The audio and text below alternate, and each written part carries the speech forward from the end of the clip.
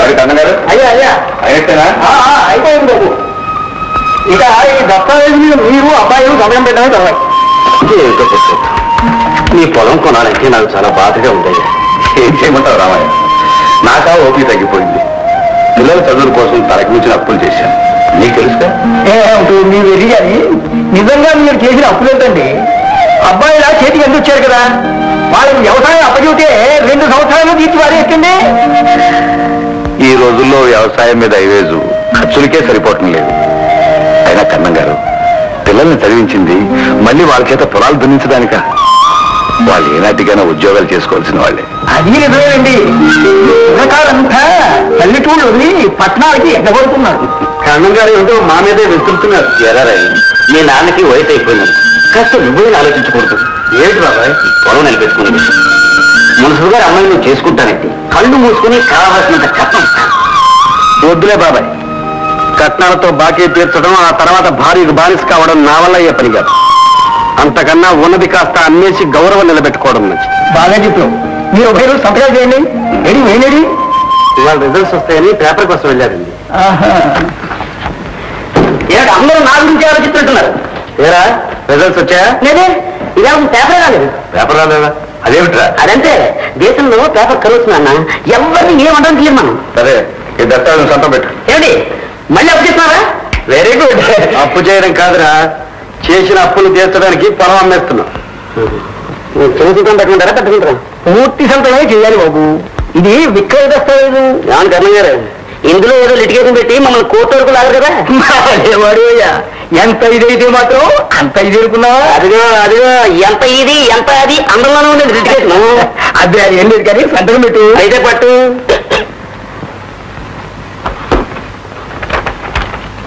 మరి మేము వెళ్ళొస్తాం పురుషోత్తం. అయ్యా, ఎల్లుండి దశమి గురువారం దివ్యంగా ఉంది. ఆ రోజే అందరం రిజిస్టర్ ఆఫీస్ లో కలుసుకుందాం. ఏమంటారు? అలాగే. మరి సెలవు. వెళ్ళారు ఎవరి వెళ్ళారు? నువ్వా? నేనే. ఎన్నాళ్ళు తప్పించుకుంటావు? నా డబ్బు కాకు. గట్టిగా ఒకయ్యా. ఏంటి కొత్త కింద కంపెనీకి వచ్చావు? ఈ సంగతి తెలుసుకోవాలని ఏం తప్పని చూడాను. అరగంటకు పిల్లి రోజు 4 సిగరెట్ పెట్టి అప్పు చేసి అనుమతి లేకుండా పోతావు. ఎక్కడికి పోయానయ్యా? మర్యాదగా నాకు డబ్బు ఇస్తావు, మార్కెట్కి తీసుకెళ్ళిపోతా. నువ్వేం వ్యాపారస్తుడయ్యా? అబ్బాయి గారు అప్పు తీసుకుంటే అప్పుడు కొట్టు మీద తెచ్చు. బాకీ తెస్తాను ఇప్పుడు నా పంపు మీద తెచ్చున్నావు. అయినా అస్తమానం ఏర్పడ్డా నీకు? ఇలా అవుతుంది పైన నా డబ్బు ఇస్తావు. ఏది ఇవ్వకపోతే ఏంటి ఏంటి నమస్కారం. మీ తమ్ముడు గారు బాకీ అక్కటి తప్పించుకు తిరుగుతున్నారు. ఇక నాకు కూడా అయితే ఇంటికొచ్చాను. అసలు నువ్వు ఎందుకనే వాళ్ళు తప్పించావు? గుర్తు లేకపోవు. అలా అన్నా బాగుంది. నువ్వు వెళ్ళవయ్యా, రేపు వచ్చి నీ బాకీ మొత్తం నేను ఇస్తాను. అలాగే నీ మొహం చూసి వెళ్తున్నా. ఏమిట్రా గోవా? ఏం లేదు నాన్న, మా ఫ్రెండ్ వాడు కింది కొట్టి పెట్టుకుంటున్నాడు. రిబ్బన్ కట్టేమని నన్ను ఆహ్వానించాడు. అది ఎందుకు అబద్ధాలు చెప్తావు? చదువుకోమని పట్టణం పంపిస్తే చేతికి అన్ని రిటర్లు అప్పులు చేయడం, సిగరెట్లు, సినిమాలు. సిగ్గు లేదా నీకు? ఎందుకు సిగ్గు? ఇవన్నీ లేకుండా ఎవరు మా కాలేజీలో చదువుతున్నారు. ఇంకా నేను బెటరు. నీకు అంతగా బరువు చెప్పినా నేను కాలేజీ మానేస్తాను. నాకు బరువుని కాదురా, నీకు బాధ్యత లేకుండా పోయిందేని. వయస్సులో అందరికీ సరదాలు ఉంటాయిరా, కానీ మన పరిస్థితులను తెలుసుకుని ప్రవర్తించాలి. ఇన్నాళ్ళు మనకు ఒక ఆదరం అంటూ ఉండేది, ఇప్పుడు అది పోయింది. ఈ రోజు నుంచి బ్రతికిందే రా బ్రతుకు. మరి వేరు అసలు పేపర్ రావున్నా కదా, ఇంకా రాలేదు. దత్తాన్ని ఆడరాదు. ఫెయిల్ నువ్వు కాదురా, నేను ఒక మనిషిని చేయాలనే ప్రయత్నంలో ఎప్పుడు నేనే ఫెయిల్ అవుతున్నాను రా. ప్రసాదం చూసి నేర్చుకోరా. స్వయం కృషితో పట్టుదలతో డాక్టర్ అయ్యాడురా. నన్ను అంతగా పోడికింది బాబు గారు. మీరే లేకపోతే నేనేమైపోయేవాడిని. ఈ దిక్కు లేని వాడిని చేరదీసి మీ బిడ్డలతో పాటు పెంచారు. నడి సముద్రంలో నావలా ఉన్న నా బ్రతుక్కి ఒక గమ్యం చూపించారు. అందుకు నేను ఎప్పుడు రుణపడి ఉంటాను. నన్ను క్లర్క్ పోస్ట్ ఒకటి ఖాళీగా ఉన్న పేపర్లో పడింది, అప్లై చేయను. 5 సంవత్సరాలు కష్టపడి ఇంజనీరింగ్ పాస్ అయ్యి ఆఖరికి గుమస్తాగిరి పెట్టవట్రా. అది దొరక్క ఎందరో బాధపడుతున్నారు. చదువుకు తగ్గ ఉద్యోగం కావాలని కాలయాపన చేయడం దీనికి. ఇంటికి ఉద్యోగం ఎక్కడ? హైదరాబాద్లో స్మాల్ స్కేల్ ఇండస్ట్రీస్ కార్పొరేషన్ ప్రయత్నం చేస్తాను. బుద్ధి గడ్డి తిని కక్కుర్తిపడ్డానికి క్షమించండి బాబు. క్షమాపణ షూట్ చేసి పారిస్తాను. లంచాలు తిని క్షమాపణ కొడతావా? మర్యాదగా చెప్తున్నాను, రాజీనామా చేయి, లేకపోతే నేను డిస్మిస్ చేస్తాను. నీ మూలంగా ఈ ఆఫీసులో అందరికీ టేబుల్ కింద చేతులు పెట్టడం అలవాటు అయ్యేటట్టుగా ఉంది. ఎన్నాళ్ళకి తెలుసుకున్నారు బాబు. ఒక్క మన ఆఫీసే కాదు బాబు, దేశం అంతా అట్లాగే తయారైంది.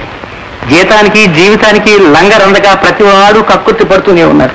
కాకపోతే నా బోటి చేతకాని వాడు అప్పుడప్పుడు దొరికిపోతుంటాడు. నన్ను ఏమి అనకండి బాబు. ఈసారికి ఇలా ఊరుకోండి, చూసి చూడకుండా సత్యం నీ కడుపులో పుడతాను బాబు.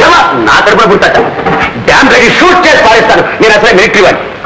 కాల్చండి బాబు, కాల్చండి. ఈ ఉద్యోగం నుంచి తీసేయడం కంటే నన్ను చంపేయటమే మంచిది. అంతేగాని రిజైన్ చేయనంటావు. అటువంటిది ఏం పెట్టుకోవద్దండి. అయితే నేనే డిస్మిస్ చేస్తున్నాను. Get out. బాబు మీ చేతులు కదండి. I said get out. కాల్చేస్తాను. ఏమిటి ఇక్కడికి వచ్చావు? ఇక్కడ ఉద్యోగం ఖాళీగా ఉందంటే శివ శివ ఇక్కడ నువ్వు ఉద్యోగం చేస్తావు. అదేంటి మా అలాంటిదా? అదంతేరా. ఇక్కడ ఎన్నేళ్ళు తగలడ్డాను. పంచి కట్టడం తెలిసిందే లగాయితూ ఫైల్ మోస్తున్నాను. ఇచ్చే జీతం రాడు తప్ప పై సంపాదన పైసా కూడా ఎరగను. ఏం లాభం? నా నిజాయితీ అంతా బోర్డులో పోసిన పన్నీర్ అయిపోయింది. ఎందుకని? ఎందుకంటానేంటి? ఇక్కడ నిజాయితీని నిలబెట్టి నరికేస్తున్నారు. లంచమంది ఆఫీసులో లంచమంది గుమస్తాలను వీళ్ళ అన్యాయాలు భరించలేక ఫైల్ వాళ్ళ మహాలు వేసి వెళ్ళిపోతున్నాను. అలాగా? అక్కడికి ఉండమని ఆఫీసులు కాళ్ళ వెళ్ళ పడ్డాడు. నువ్వు ఒక్కడు నీతి నియమాలు గలవాడు, నువ్వు కూడా వెళ్ళిపోతే ఈ ఆఫీసు గతి ఏం కాదని ఒకటే గోల. అబ్బాయి నీలాగా అంతరాత్మ చంపుకుని కుక్క బ్రతుకు నేను బ్రతకలేనని చెప్పి వెళ్ళిపోతున్నా. అయినా నీకేం కర్మరా? నా రికమెండేషన్తో నీకు ఉద్యోగం సంపాదిస్తాను. వచ్చే ఇక్కడ ఏం చెప్తారో దీన్ని రవి గారు అంటే వెళ్ళండి. నేనే రవి గారు రమ్మంటున్నారు. అలాగే వస్తామా? సరే మన సాయంత్రం ఇంటికి వచ్చి ఫోన్ చేసి మరి వెళ్ళు. అలాగే.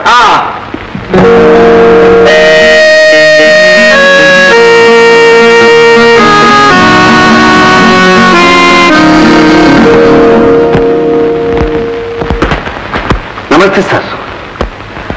నమస్తే నమస్తే. రవి అయితే నువ్వు? అవునండి. ఈ అప్లికేషన్ నీది? అవును. నువ్వు డిగ్రీ వాళ్ళు? అవునండి. డ్యామ్ రెడీ డిగ్రీ షూట్ చేసి పారేయాలి. చదువుకున్న వాళ్ళకి ఇంత తిండి పెట్టని డిగ్రీస్ ఎందుకయ్యా? నిజమేనండి. ఒకప్పుడు దేశంలో చదువుకునే వాళ్లే కరువయ్యారు, ఇప్పుడు వాళ్లే బరువయ్యారు.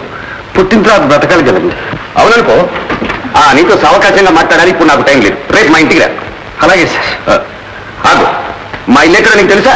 తెలీదండి. మరి తెలుసుకుంటానండి. ఘనకార్యం చేస్తావు. ఇంత విజిటింగ్ కార్డ్. ఆగు. ఎన్ని గంటలకు వస్తావు? సార్ ఎన్ని గంటలకు రావాలో మీరే చెప్పి నన్ను వదిలేయకూడదండి. Dam ready. నీలో మంచి హ్యూమర్ ఉంది. సరిగ్గా 10 గంటలకు రా. 10 గంటలకే వస్తానండి. కరెక్ట్గా. Thank you.